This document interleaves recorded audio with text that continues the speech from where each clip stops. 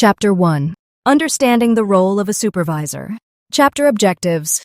By the end of this chapter, the reader should be able to understand the responsibilities and expectations of a postgraduate research supervisor.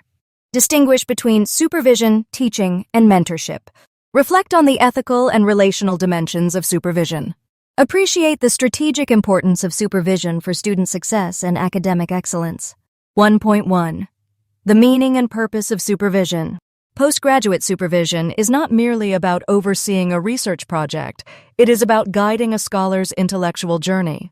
It involves fostering critical thinking, research independence, and academic rigor.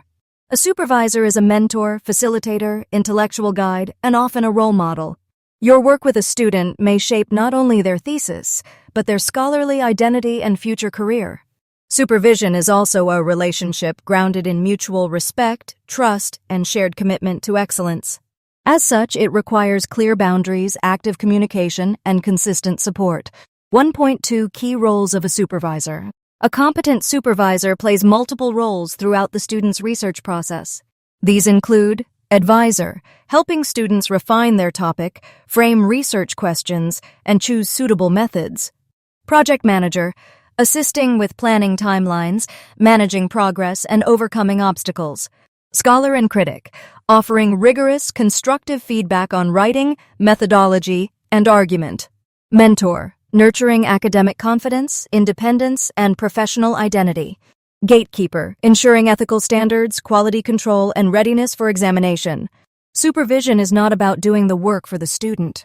It is about scaffolding their growth while respecting their agency as emerging researchers. 1.3. Supervision, teaching, and mentoring. Understanding the differences. Although supervision draws on skills found in both teaching and mentoring, it is important to understand that it is a distinct and complex academic role.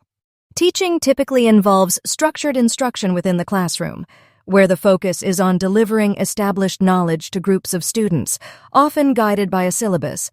The teacher maintains authority over content, assessment, and pace, and learners are generally passive recipients of knowledge. While there is room for dialogue and engagement, the relationship remains largely formal and time-bound. Mentoring, on the other hand, is often more informal and relational. It emphasizes the holistic development of the mentee, professionally, personally, and intellectually. Mentors offer guidance based on experience, often outside of formal assessment contexts. A mentor supports growth, encourages confidence, and helps the mentee navigate the complexities of academic life or career progression. The focus is broader than a single academic project and often lasts beyond a specific time frame. Supervision occupies a unique space between these two roles. It is formal, like teaching, but personal and developmental, like mentoring. However, its primary focus is the successful completion of a research project, usually a dissertation or thesis within an institutional and scholarly framework. Unlike teaching, supervision is not about content delivery, and unlike mentoring, it involves a formal relationship with defined responsibilities and academic accountability. A supervisor is expected to guide the student in shaping a viable research question, selecting appropriate methods, analyzing data, and writing with scholarly rigor. At the same time, the supervisor supports the student's intellectual growth, critical thinking, and scholarly identity. It is a delicate balance between offering direction and allowing independence, between holding the student accountable and nurturing their confidence. In essence, supervision is a dynamic process that requires both the instructional clarity of teaching and the relational depth of mentoring, while remaining grounded in the ethical and academic responsibilities of guiding original research. Understanding this distinction is essential for supervisors to adopt an intentional, well-balanced, and reflective approach to their role.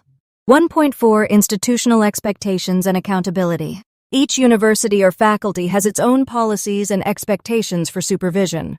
As a supervisor, it is important to know your responsibilities regarding student progress, ethics clearance, and submission timelines. The number of students you may supervise concurrently. Reporting, documentation, and evaluation requirements. Procedures for co-supervision, complaints, and conflict resolution. You are accountable not only to your student, but also to the faculty, the examining bodies, and the academic community. Upholding integrity, transparency, and fairness is key. 1.5. Reflecting on your supervision philosophy. Every supervisor should develop their own supervision philosophy, a set of principles and values that guide how you relate to and support your students. Reflect on, what kind of supervisor do I want to be? How do I balance guidance with independence? How do I foster trust and constructive feedback? What can I learn from my own experience as a student?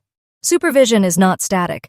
It evolves with every student, every challenge, and every success. Your openness to learning and reflection will make you not only a better supervisor, but a stronger academic. Conclusion. Supervision is a form of academic leadership. It demands intellectual depth, emotional intelligence, and a commitment to ethical scholarship. Chapter 1 lays the foundation for the toolkit by emphasizing that supervision is not just a task, it is a transformative relationship and a central pillar of scholarly contribution. Tools and resources in this chapter: Supervisor Roles and Responsibilities Fact Sheet, Sample Supervision Philosophy Template, Supervision Policy Summary Sheet to be customized per institution. Happy supervision!